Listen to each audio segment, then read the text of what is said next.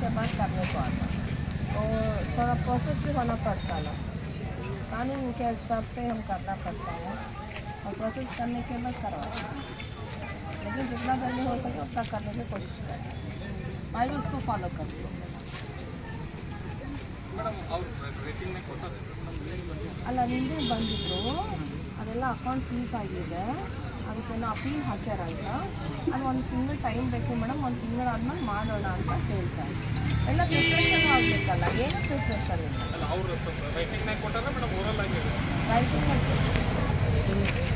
ರೈಟಿಂಗ್ನಾಗ ಕೊಟ್ಟಿದ್ದಾರೆ. ಸೊ ಅದಕ್ಕಾಗ ಇದು ಇಲ್ಲೇ ಇದು ಮಾಡಿರಿ, ಆಫ್ಟರ್ 1 ಮಂತ್ ಆನಂತರ ಪ್ರೊಸೆಸ್ ಸ್ಟಾರ್ಟ್ ಮಾಡಿ. ಅದಕ್ಕಿಂತ ಬೇಗನೆ ಪ್ರೊಸೆಸ್ ಆಯಿತು ಅಂದರೆ ಆದಷ್ಟು ಬೇಗನೆ ಮಾಡಿಬಿಡೋದು.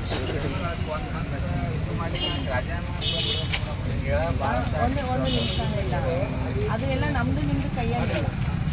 ನಾವು ಏನು ಅಂದ್ಕೊಂಡ್ರೆ ಯಾವುದು क्या भी करना है तो रूल छोड़ के नहीं जा सकते ना, वो करने वाले ऊपर बड़े ऑफिसर्स बैठे, आप फाइट करना है तो उधर करना पड़ता है. उनका दिक्कत क्या बता रहे हैं, वो मेरे को चार्ज है इधर चार्ज है बोल रहे हैं, तो इतने दिन के अंदर नहीं हुआ तो एक रिपोर्ट भेज देंगे इनको, चार्ज का लोड है. वही बोल रहे ना, मेरे को लिख के दिए, मैं भी वो जो करेस्पॉन्डेंस करे ना, मैं भी डीसी सर की करेस्पॉन्डेंस करती, उनका ऐसा है बोल के यहाँ का सिचुएशन में मैं लिख के भेजती.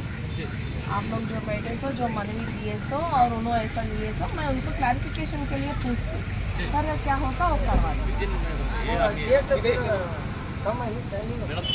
अभी 19 को वो ऑर्डर आपके पास बाद एज ए तहसीलदार को एनरोलमेंट ऑफिसर इलेक्शन ऑफिसर जो हुआ था इस 19 को सितंबर 19 को 3 मंथ्स का पीरियड का हो जाता है, तो उसके लिए विद इन 3 मंथ्स के अंदर जो डिस्कशन हुआ as a caretaker as a administrator, हमारी जो अंजुमन संस्था है उसका क्या स्टेटस है बोल के आपके पास डिस्कशन हुआ था, उसकी रिपोर्ट थोड़ी नहीं, वो मेरे को तो हम लोग चाहते हैं कि टोटल डिस्कशन के अंदर डिटेल्स तो मालूम हो.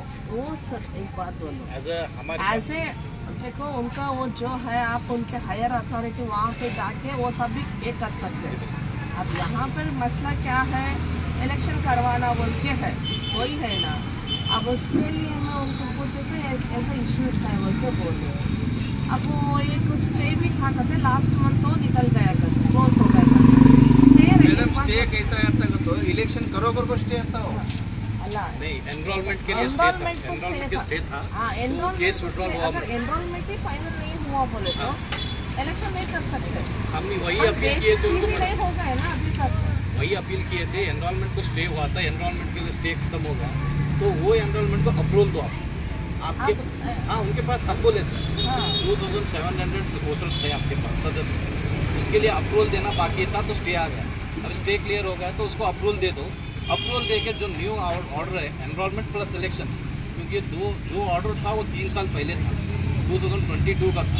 अभी 2025 new enrolment plus old enrolment के हिसाब से आपको इलेक्शन करना. इनिशियल तो करना ना, बिगिनिंग उसकी इनिशियली कौन करेंगे, वो ये आप करेंगे या वो करेंगे. मैं वही बोल रही ना. अब देखो, अब ये भी सीधी से शुरुआत करना पड़ता, वही तो है ना, सभी डिस्कस करके करना पड़ता. मेरे को भी होता पूरा, मैं क्या बोल सकता हूँ आपको. आप बोले ना लास्ट टाइम बोले थे. हाँ, तो हम लोग चाहते हैं कि बिगिनिंग इनिशियली बिगिनिंग कौन करेंगे, as a caretaker as a administrator वो करना जी. आपको क्या है, इलेक्शन से मतलब है, 1 महीने का टाइम पूछे, 1 महीने के बाद आप पूछ लीजिए. आप वो क्या है, सभी क्या है डिटेल्स आने के बाद कल उनसे मैं डिस्कस कर लेती क्या क्या है वो प्रोसीजर फॉलो कर. हम लोग इसलिए चाह रहे हैं मैडम, लास्ट 4 ईयर से पूरी मुद्देबार मुस्लिम जो कम्युनिटी है बस कमेटी चालू है, हमारी डिमांड इतनी है तो इसीलिए इतना हम बैठने का करने का कर रहे हैं. नहीं तो मालूम हो गया मेरे को, सभी इसके बारे में मालूम हो गया. 2 दिन में मैं पूरा स्टडी करी, मालूम हो गया. अब उसके लिए भी अब रूल के हिसाब से ही जाना पड़ता है, वो तो हम वो छोड़ नहीं सकते. तो रूल के बिगड़ नहीं बोल रहे, रूल के एज पर रूल्स ना जितने भी करते हैं. यहाँ तक भी मैडम ಒಂದು ಅಪೀಲ್ ಆಗುತ್ತೆ ಅಂದ್ರೆ ನಮ್ದು ಅಕೌಂಟ್ ಕ್ಲಿಯರ್ ಆಗುತ್ತೆ. ಅದೇ ಆಗಿ ಪ್ರೊಸೆಸ್ ಮಾಡೋಣ ಅವರು ಮೇಲ್ಗಡೆ ಪರ್ಮಿಷನ್ ಬರೆದಿದ್ದಾರೆ, ಅಲ್ಲಿಂದ ಅವರು ಪರ್ಮಿಷನ್ ಸಿಕ್ತಂದ್ರೆ ಅದು ಅವರು ಪೇ ಮಾಡಿದ ನಂತರ ಅಕೌಂಟ್ ಓಪನ್ ಆಗುತ್ತೆ. ಅದು ಆದ ನಂತರ ತಾವು ಗಮನಕ್ಕೆ ತಗೊಂಡು ನಿಮ್ಮ ಗಮನಕ್ಕೂ ನಾವು ತರ್ತೀವಿ. ಅಕೌಂಟ್ ಓಪನ್ ಆದ ನಂತರ ನಾವು ಅವ್ರಿಗೆ ಮತ್ತೆ ಕಳಿಸ್ಬಿಟ್ಟು ಈಗ ಹೇಳಿರೋ ಹಂಗೆ 2700 ವೋಟರ್ಸ್ ಇದ್ದಾರೆ, ವೋಟ್ ಎನ್ರೋಲ್ಮೆಂಟ್ ಇದೆ, ಅವ್ರದ್ದೇನು ಟೆಕ್ನಿಕಲ್ ಇಶ್ಯೂ ಇದೆ ಕೂತು ಡಿಸ್ಕಷನ್ ಮಾಡಿ ಅದರ ಜೊತೆಗೆ ಹೊಸ ಶೆಡ್ಯೂಲ್ಗೆ ಮತ್ತೆ ಡೇಟ್ ಕೊಡಕ್ಕೆ ಹೌದು. ಅದು ಏನಾಗುತ್ತೆ ಈಗ ಓಲ್ಡ್ ಎಲೆಕ್ಟ್ರಾನ್ ರೋಲ್ದಾಗ ಕೆಲವೊಂದು ಜನ ಡೆತ್ತು ಆಗಿರ್ತಾರೆ, ಅದರಲ್ಲಿ ಡೆಲಿಷನ್ಸ್ ಆಗಬೇಕು ಮತ್ತು ಸೇರ್ಪಡೆ ಆಗಂತವ್ರು ಇರ್ತಾರೆ. ಎಡಿಷನ್ ಡೆಲಿಷನ್ ಎರಡೂ ಆಗಬೇಕಾಗುತ್ತೆ.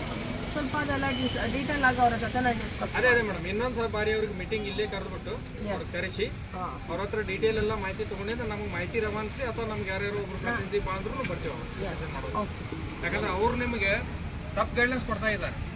ಈಗ ನಿಮಗೆ ಡೀಟೇಲ್ ಗೊತ್ತಿರಲಿಲ್ಲ ಮೊದಲು, ಈಗ ಗೊತ್ತಾಯ್ತು. ಏನಾಗ್ತದೆ ಗೊತ್ತಾ, ಅವ್ರು ಗೈಡೆನ್ಸ್ ಕೊಟ್ಟಿದ್ಮೇಲೆ ನಾನು ನಿಮ್ಮಂತ ಯಾರಿದ್ದೀರಾ, ನಾನು ಅವ್ರು ನಿಮ್ಮ ನಂಬರ್ ನಮ್ಮ ಸಿಬ್ಬಂದಿಗೆ ಕೊಡಿ, ನಾನು ಕರೆದು ಚರ್ಚೆ ಮಾಡ್ತೀನಿ. ಏನು ಯಾಕಂದ್ರೆ ಇದು ಎಲೆಕ್ಷನ್ ಆಗಬೇಕಂದ್ರೆ ಪಾರದರ್ಶಕತೆಯಿಂದ ಆಗಬೇಕಾಯ್ತು. ನಾವು ಒಬ್ಬರಿಗೆ ಕರೆದು ಮಾತಾಡೋಂಗಿರಲ್ಲ, ಹೌದಲ್ಲ. Election is a transparency election ಆಗಬೇಕಾಗುತ್ತೆ. ನಾವು ಏನೇ ಹೋಗಬೇಕು ಅಕಾರ್ಡಿಂಗ್ ವಿತ್ ಲಾ ಪ್ರಕಾರನೇ ಹೋಗಬೇಕಾಗುತ್ತೆ. ಸೊ ನಾವು ಅದ್ರ ಪ್ರಕಾರ ಮಾಡಿ ಚರ್ಚೆ ಮಾಡಿದಾಗ ಒಂದು 2 ಎಂಥ ತಾರೀಕಿಗೆ ಆಗಿದೆ ಅಂತೇಳಿ ಅವರಲ್ಲಿ ಯಾವುದೂ ದಾಖಲಾತಿಗಳಿಲ್ಲ. ಅವ್ರು ಹೇಳುವಂಥದ್ದು ಒಂದು ಸುಳ್ಳು ಏನಿದೆ ಅಂದರೆ, ಒಂದು ಅಕೌಂಟ್ ಫ್ರೀಸ್ ಆಗುತ್ತೆ ಅಂದರೆ ಮಿನಿಮಮ್ ನಾಲೆಜ್ಗೆ ಇರುತ್ತೆ. ಅದಾದ ನಂತರ ಅವ್ರು ಏನಾದರೂ ಸಂಸ್ಥೆಯಲ್ಲಿ ಏರೋಪೇರ್ ಯಾವುದಾದ್ರೂ ಹೊಸದು ಮಾಡ್ಬೇಕಂತಂದಾಗ ಊರಿನ ಜನರಿಗೆ ಅಕ್ನಾಲೇಜ್ಮೆಂಟ್ ಮಾಡಬೇಕಾಗುತ್ತೆ. ಹೇಳ್ತಾ ಇದ್ದೀನಲ್ಲ, ನಿಮ್ಮ ಹೈಯರ್ ಅಥಾರಿಟಿ ವಕ್ಫ್ ಬೋರ್ಡ್ ಅದ, ನೀವು ಅದ್ರ ಬಗ್ಗೆ ಏನಾದರೂ ಎನ್ಕ್ವೈರಿ ಮಾಡಬೇಕಾಯ್ತಂದ್ರೆ ಅಲ್ಲಿ ಹೋಗಿ ಕೇಳಿ ಎನ್ಕ್ವೈರಿ ಮಾಡಿಸಿ ತಾವು ಫಿಕ್ಸ್ ಮಾಡಬಹುದು. ಅಲ್ಲ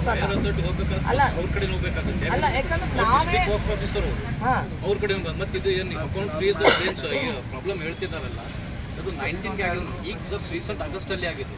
ಇಲೆಕ್ಷನ್ ಆರ್ಡರ್ ಆಗಿದ್ದು, ಎನ್ರೋಲ್ಮೆಂಟ್ ಆರ್ಡರ್ ಆಗಿದ್ದು ಜೂನು ಜುಲೈ 2 ಮಂತ್ಸಲ್ಲಿ ಏನು ಇನಿಷಿಯಲಿ ಮಾಡಬೇಕಾಗಿತ್ತಲ್ಲ ಅದನ್ನು ಕೇಳ್ತಾ ಇದ್ದೀವಿ. ಅದನ್ನ ಯಾಕೆ ಡಿಲೇ ಮಾಡ್ತಾ ಇದ್ದೀರಾ? ಈಗ ಬಂದು ಈ ಸದ್ಯ ಬಂದು ಅದನ್ನ ರೀಸನ್ ಹೇಳಿದ್ರೆ ಈಗ ಅಕೌಂಟ್ ಫ್ರೀಸ್ ಆಗಿದೆ, ಅದು ಮಾಡ್ಲಿಕ್ಕೆ ಒಂದು ನಿಮಿಷ. ಈಗ ಪಾಸ್ಟ್ ಈಸ್ ಪಾಸ್ಟ್, ಆಯ್ತು ಹೋಯ್ತು ಅಂತ ತಿಳ್ಕೊಂಡು ಕುಂತ್ರೆ ಏನು ಕೆಲಸ ಆಗಲ್ಲ. ಅದಕ್ಕೆ ಹೇಳ್ತೀನಿ, ನಿನ್ನೆ ತಾವಿದ್ರೆ ಆ ಡಿಸ್ಕಷನ್ ಕರೆಕ್ಟಾಗಿ ಒಂದು ಏನಾದರೂ ಡಿಸಿಷನ್ ಮಾಡ್ಬೋದಾಗಿತ್ತು ಅದರಲ್ಲಿ. ಅಲ್ಲ ಅದಕ್ಕೆ ಹೇಳ್ತಾ ಇದ್ದೇನಾ, पिछले का जो हो गया माइंड कुछ नहीं कर सकते, उन्हें भी कुछ नहीं बोल सकते. पहले अब क्या है आगे का करने का सोचेंगे. ओके, दयविಟ್ಟು ಇಲ್ಲೇ ಮುಗಿಸಿ. Okay, thank you.